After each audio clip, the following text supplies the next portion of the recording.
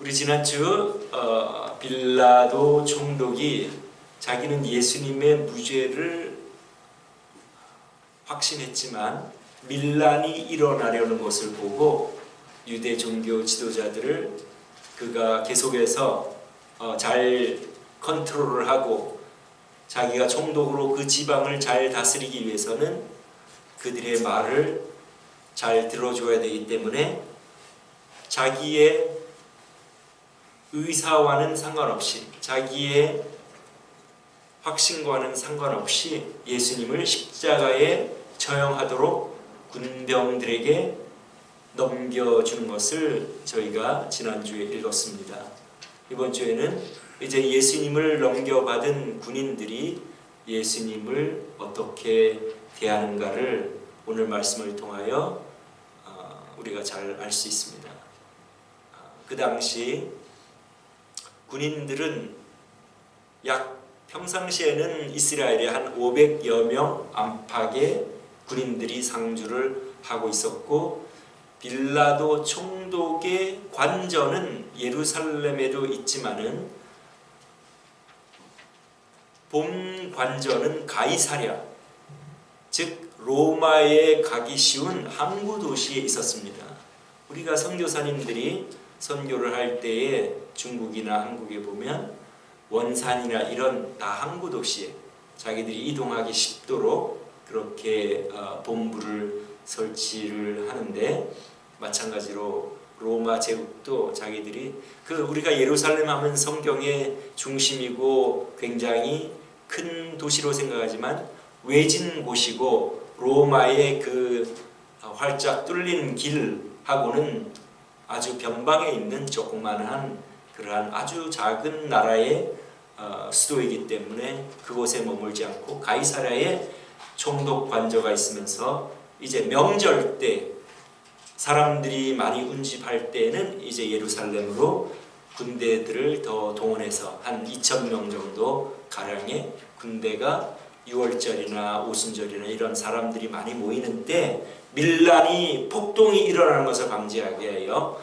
이제 그쪽으로 예루살렘으로 올라가는 그때니까 이제 군인들을 다 모은 다음에 우리 예수님을 희롱하는 것을 볼 수가 있습니다. 27절에 보면 온 군대를 그에게로 모으고 온 군대를 예수님에게로 모으고 그 예수님을 물려받은 그 빌라도의 부관이나 참모나 이제 중간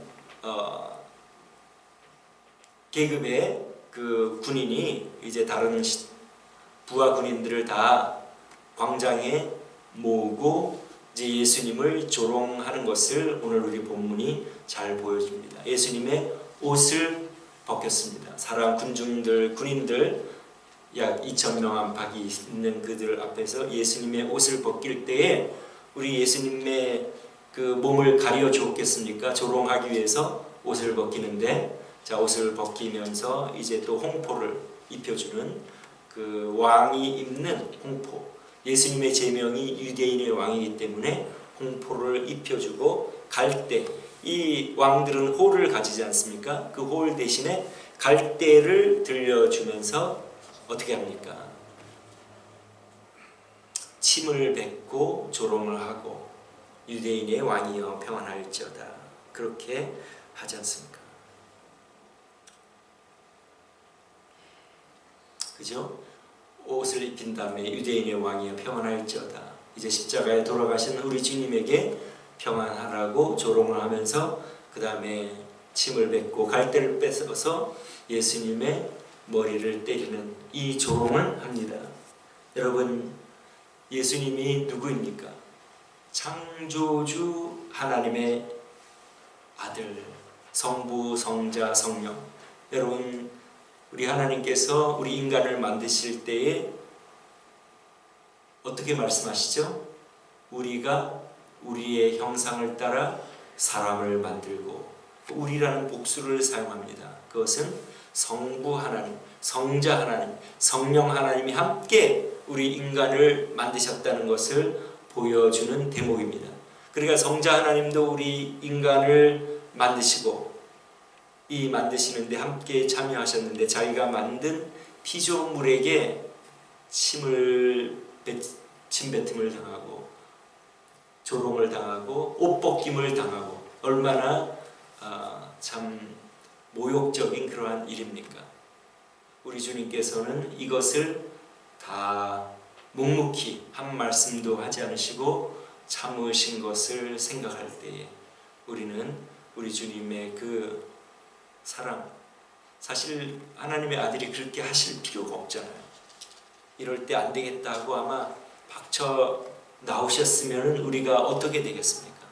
구원의 길도 없고 그냥 너희들은 할 수 없는 녀석들이다, 그냥 멸망의 길로 가라 했으면 그래도 우리가 어쩔 수 없을 텐데 우리 주님은 그것을 그대로 참으시고 묵묵히 인내하셨습니다.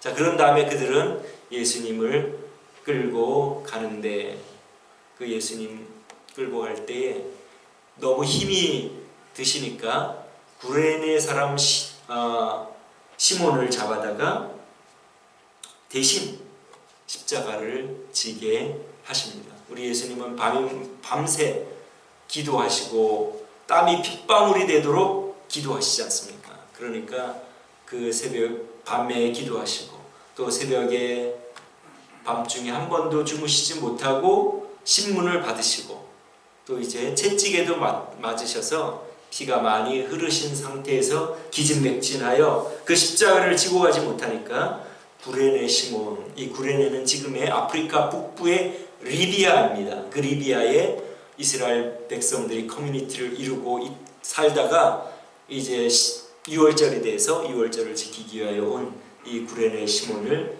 군인들이 억지로 잡아다가 이제 십자가를 지우고 이제 골고다 언덕으로 가서 예수님을 십자가에 못 박습니다. 자, 그 다음에 십자가에 못 박은 후에 어떻게 합니까? 사람들이 또 지나가는 사람들이 조롱을 합니다. 성전을 헐고 사흘에 짓는 자여. 우리 예수님은 자신의 몸을 우리를 위하여 돌아가시고 3일 만에 부활하실 것에 대하여 말씀하셨는데 그것을 알지 못하고 그들이 조롱을 합니다. 실제로 우리 예수님이 3일 헐고 3일 만에 짓지 못하시겠습니까? 그렇게 하실 수가 있지만은 그런 조롱을 들을 때에 우리 주님께서 묵묵히 그 조롱을 참으시는 것을 볼 수가 있습니다. 자, 그 다음에 또 누가 조롱을 합니까?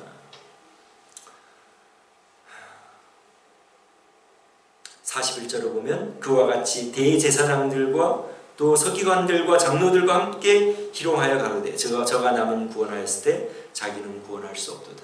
그러면서 우리 예수님을 조롱하고 모욕했습니다. 그리고 강도들도 44절에 보면 함께 십자가에 못 박힌 강도들도 이와 같이 욕하더라. 근데 여기에는 우리가 질문 하나의 의문이 질문 퀘스천이 우리 퀘스천이 떠오릅니다. 누가복음에 보면 우평 강도는 좌평 강도에게 너와 나는 이 벌을 받을 만하지만 이분은 죄 없으신 분이다. 그러면서 예수님에게 당신의 나라에 가시거든 저를 기억하여 주십시오 하니까 우리 예수님이 너는 나와 함께 낙원에 있으리라 그렇게 약속을 하지 않으셨습니까? 그러면 이 성경이 오류인가? 이 마태는 강도 둘 다 비방을 했다고 하는데 누가복음에는 한 사람이 비방을 하고 한 사람은 비방하지 않았는데 어떻게 된 일인가? 우리가 질문을 해볼 수가 있습니다. 그런데 이것은 우리 성경은 있는 그대로를 기록한 책입니다. 가감하거나 빼거나 성경이 위대한 인물이라고 해서 봐주는 것이 없어요. 여러분 잘 아시잖아요. 다윗 왕 얼마나 유대의 나라에 그 이스라엘 나라의 큰 왕입니까? 그 주변 모든 나라들을 제압하고 조공을 받는 이스라엘의 가장 훌륭한 왕인데 만약 성경이 그냥 이스라엘의 역사를 기록한 책이라면 그런 것들을 다 기록할 필요가 없죠. 다윗이 자기의 부하의 아내를 가로채고 아내를 그 부하를 죽이는 그런 것을 기록할 아무런 이유가 없습니다. 그리고 베드로가 얼마나 위대합니까? 교회를 세우고 초대교회의 지도자인데 예수님을 3번 부인한 그런 것도 사실은 기록할 필요가 없겠죠. 인간이 기록한 책이라고 하면, 그러나 하나님의 말씀이기에 모든 것을 가감없이 그렇게 기록을 하고 있는데, 여기 이 두 강도가 모두 비방을 하였고 또 한 성경에는 한 사람은 비방을 하지 않은 것으로 나오는데, 이걸 어떻게 우리가 양립할 수 있나, 어떻게 이게 다 성립할 수가 있느냐, 좋은 비유를 제가 보았는데, 영희와 순이가 친구인데 순이가 영희에게 전화를 해가지고 철수가 나랑 사귀자고 하는데 아직 내가 준비가 안 되어서 사귀지 않는다고 내가 말을 했다. 영희가 그것을 들었는데 그 다음날 친구들한테 들리는 소리는 순이가 철수를 사귀고 있다는 얘기를 들었습니다. 그러면은 그 순이가 영희에게 나 철수랑 안 사귀겠다고 한 그것이 거짓말입니까? 아니죠. 그 밤에 철수가 찾아와서 순이의 마음을 아주 사로잡을 장미 백송이를 가져와서 사귀자고 해서 이제 그 밤에 우리 그 순이가 마음을 변해서 철수랑 사귀게 되었다면, 처음에는 안 사귀겠다고 했다가 사귀는 것은 순이가 영희에게 거짓말을 한 것이 아닌 것처럼, 이 강도는 십자가에 처음 달렸을 때에 덩달아 함께 예수님을 비방하다가 예수님이 그들에게 대하는 태도와 또 그 십자가 밑에서 있는 그 제자들과 그런 예수님이 하시는 모든 행동들을 보고 이분은 하나님의 아들이라고 고백을 하고 나중에 예수님에게 나의 영혼을 좀 책임져 주십시오 하고 부탁을 했을 수도 있다고 우리가 생각을 하는 것이 마땅합니다. 왜냐하면 성경은 마태, 마가는 그렇게 기록하고 있는데 누가가 틀리게 그것을 일부러 기록할 필요가 없잖아요. 인간의 책이면. 그러나 그것이 그 후에 그렇게 심경의 변화가 있었기 때문에 이 우편 강도에 대하여 다시 그렇게 기록한다는 것을 우리는 잘 알 수 있습니다. 왜냐하면 성경은 가감없이 나중에 바울 사도가 베드로에게 뭐라고 말합니까? 베드로가 할례하지 않는 이방인들과 함께 식사를 하다가 할례한 유대인들이 오니까 급히 도망갔다고 하는 그 바울 사도의 그러한 기록을 성경은 가감없이 기록을 하고 있습니다. 그러니까 성경은 우리가 항상 진실을 기록한 책으로, 그것은 또한 우리 인간에 대하여 우리가 처음에는 다 하나님을 안 믿고 마음대로 살아가다가 나중에 우리 자신을 알고 생각하고 우리 자신의 운명을 생각하고 우편강도가 자기가 이제 죽으면 끝이라는 것을 알고 하나님의 아들이라는 것을 자기가 받아들이고 자기의 영혼을 부탁한 것처럼 우리도 마찬가지로 우리 마음대로 살다가 우리 인생의 마지막에 와서 우리가 우리 마음을 변하고, 그래서 우리를 처음에 본 사람들은 저놈 나쁜 놈이라고 얘기하지 않겠습니까? 그러나 우리가 우리의 말년에 우리 인생을 하나님께로 변하고 지금부터 우리가 다른 사람으로 살아간다면은 처음에 우리를 본 사람은 항상 나쁜 놈으로 그렇게 기록을 하고 기억을 하고 있을 것입니다. 그러니까 마태는 그냥 처음에 했던 그 강도의 말들을 기록하고 있었을 뿐이지 그 후에 변화된 것은 기록을 하지 않았고 누가는 변화된 것을 기록하고 있다는 것을 우리가 생각하고, 우리가 이 성경에 대해서 퀘스천하는 것은 우리가 절대 하지 말아야 되고 성경은 언제나 진리만을 기록한다는 것을 우리가 믿어야 될 줄로 믿습니다. 여러분 믿습니까? 네. 자, 이렇게 예수님은 조롱을 받으시고 십자가에 달려 돌아가셨습니다. 그래서 우리가 여기 이것을 통하여 배울 경우는 그저 우리가 예수님이 십자가에 우리를 위하여 달려 돌아가셨다 그렇게만 생각하면 좀 추상적이고 거기에 대한 그 감사나 우리 주님이 어떤 과정을 겪으시면서 우리를 위하여 끝까지 인내하셨나 우리가 생각을 하면 더 우리가 우리 주님이 우리를 위하여 십자가를 지신 것을 감사할 수가 있을 겁니다. 예를 들어 우리가 어떤 사람이 어려움을 당한 것을 도와주려고 하는데 그 사람이 우리를 비방하고 우리를 공격하고 신체적으로 위해를 가하면 우리가 그 사람을 도와주려고 했다가도 그 사람을 도와줄 마음을 계속 가질 수 있겠습니까?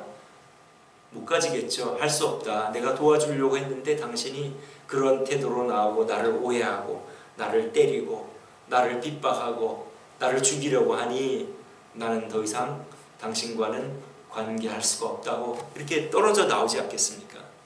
우리 예수님은 피조물이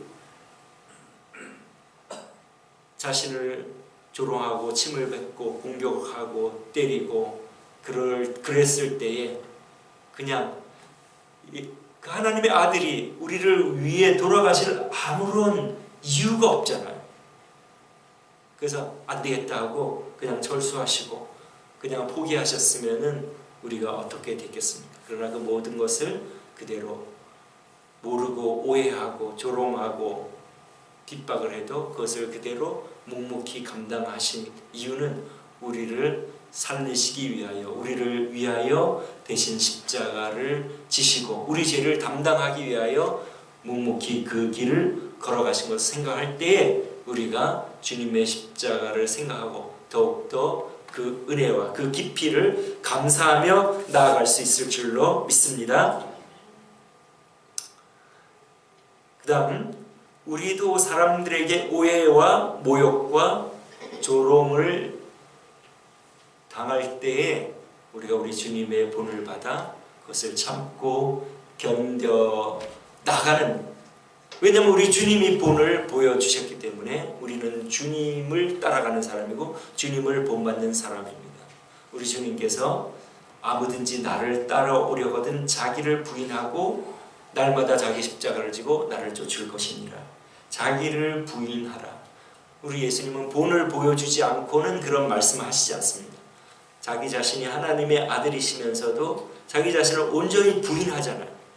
그냥 그 권리를 주장하고 너희들 안 되겠다 하고 아예 그들의 죄에 맞게 심판을 하실 수도 있지만 그러지 않고 온전히 자기를 비워서 죽기까지 복종하시면서 우리에게도 그런 말씀을 하시니까 우리는 그런 정도까지는 모욕을 받지 않잖아요. 그렇죠? 우리가 사람들을 지은 사람도 아니고 상대방을 만든 사람이라 우리가 좌지우지할 수 있는 사람도 아니기 때문에 똑같은 연약한 인간이고 모르기 때문에 오해도 할 수 있고 공격도 할 수 있고 나쁘다고 할 수도 있지만은 우리는 우리 주님이 그런 본을 보여주셨기 때문에 참고 견딜 수가 있을 줄로 믿습니다.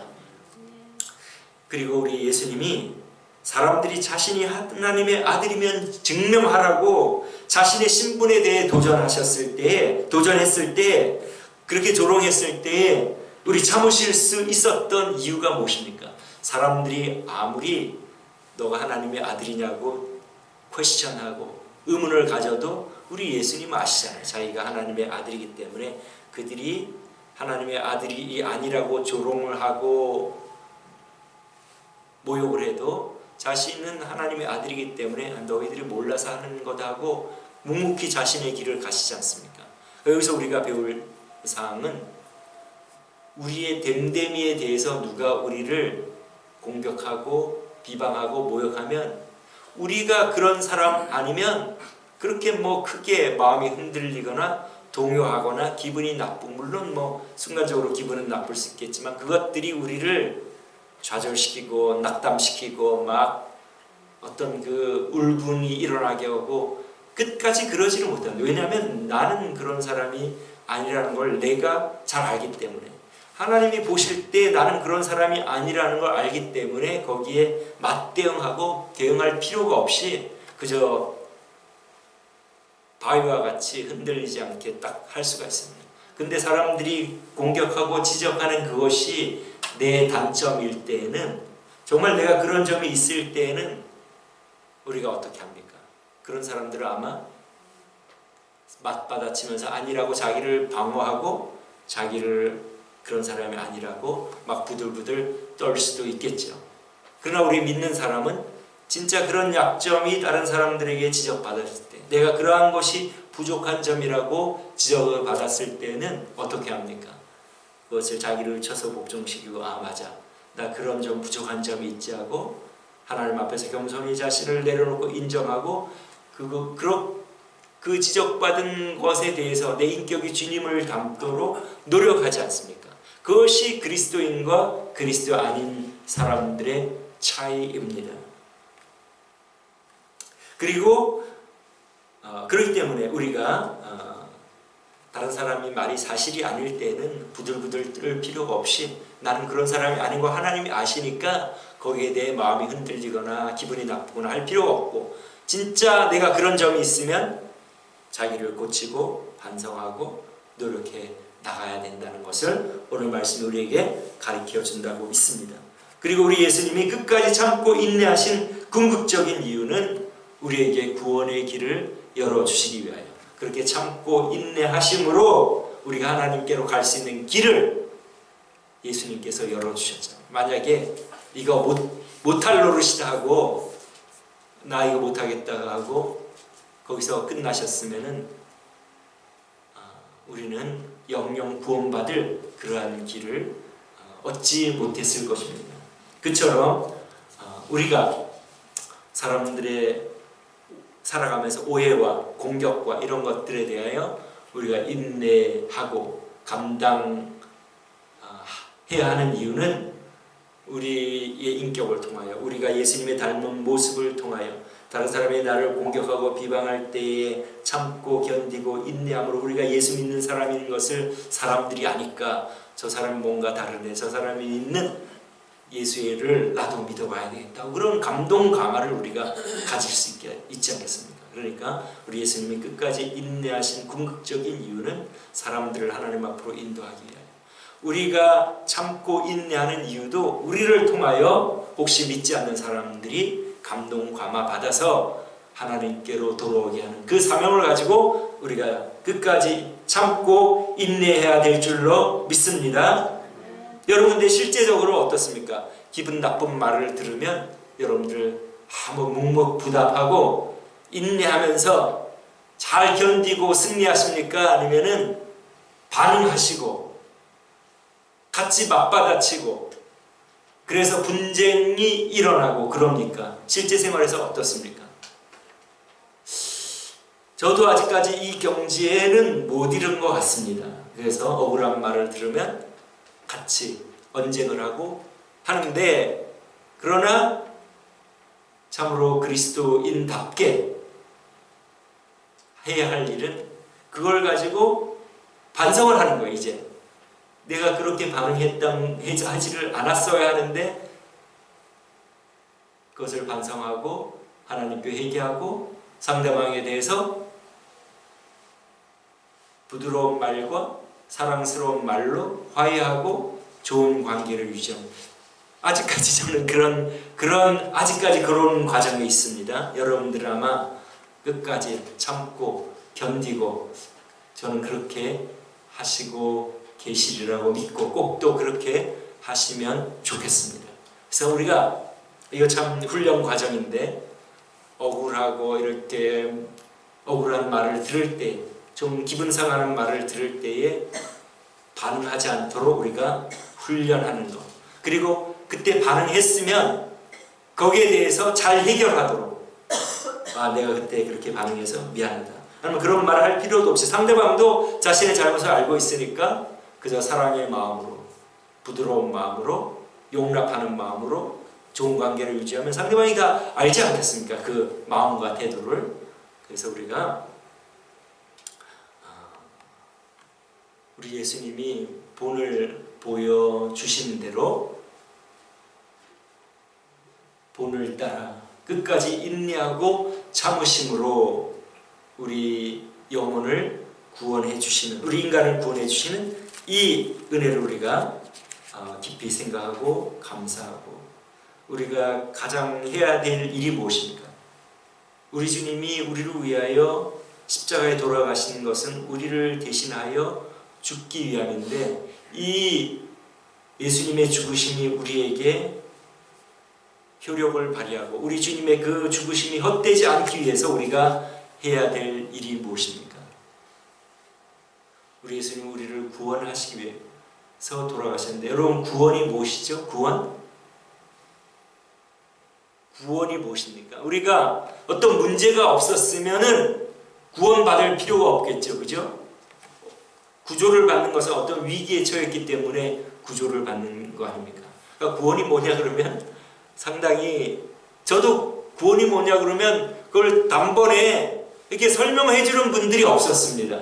근데 성경을 읽으면서 하나님께서 깨닫게 해주시는 것은 태초의 상태대로의 회복이다. 구원은. 그죠? 태초에 아무 문제가 없었으면 구원받을 필요가 없는데, 태초에 뭔가 문제가 있었기 때문에, 태초에는 아무 문제가 없었기 때문에 그 태초의 상태로 돌아가는 것이다. 태초에 어떤 문제가 있었고 그 문제를 해결하고 그 태초의 상태로 돌아가는 것이 구원이다. 태초에는 어떠한 상태로 우리가 살아갔습니까?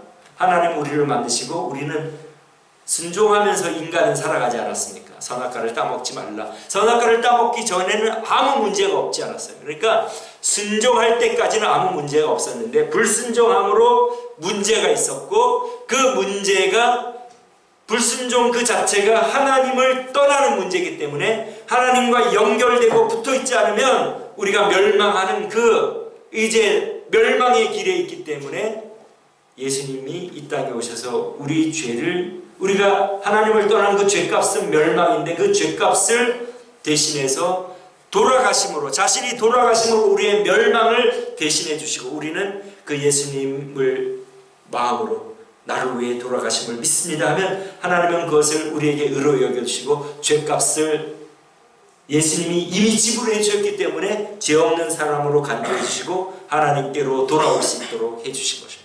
그래서 우리가 우리 죄값을 치르기 위하여 예수님의 공로만 믿습니까? 안 믿습니까? 다시 한번 우리가 그것을 계속해서 우리가 고백하는 것이 좋습니다.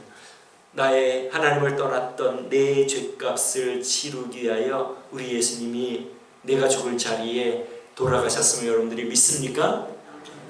그 믿음 가지고 이제 돌아와서 태초의 상태대로 회복시켜 주셨는데, 그 상태는 뭐냐면 지금 이제 우리가 할 일은 하나님께 순종하며 살아가는 일이에요.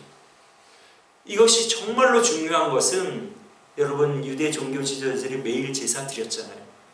피로 제사를 드렸습니다. 그럼 예수님이 그 피를 보고 모두 용서해 주셔야 되잖아요.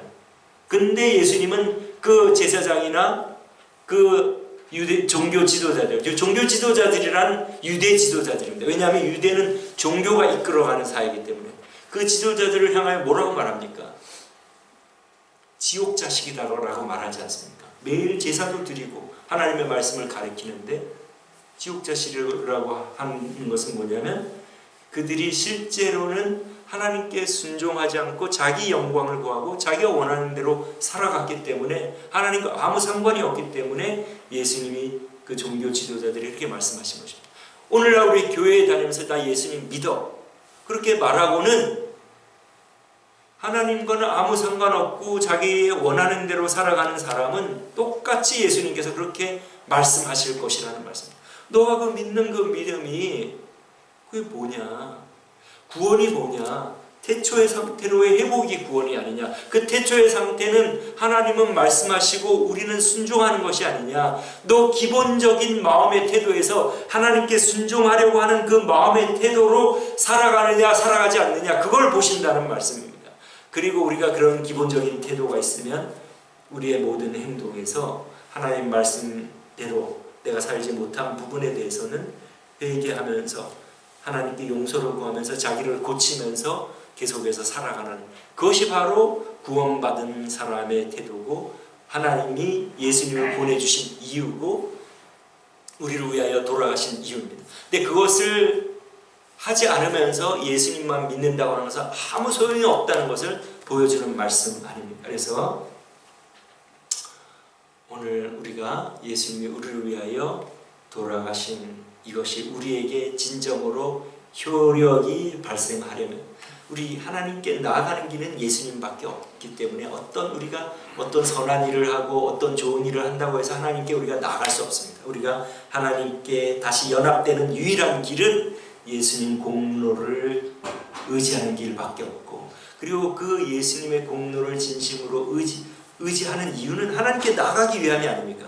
하나님께 돌아가 우리를 만드신 상태대로 순종하기 위함이므로 우리는 하나님께 순종하는데 하나님을 사랑하고 다른 사람을 사랑하고, 그러니까 형이상학적인 것이 아닙니다. 관념적인 것이 아닙니다. 실제로 살아가면서 항상 하나님을 두려워하고 하나님 앞에서 내 행동이 어떤가를 생각하면서 하나님 보시기에 합당하게 살려고 노력하는 게 하나님을 사랑하는 거 아닙니까? 나의 계명을 가지고 지키는 자라 나를 사랑하는 자니. 그 다음에 두 번째로는 사람들을 사랑하라, 이웃을 사랑하라.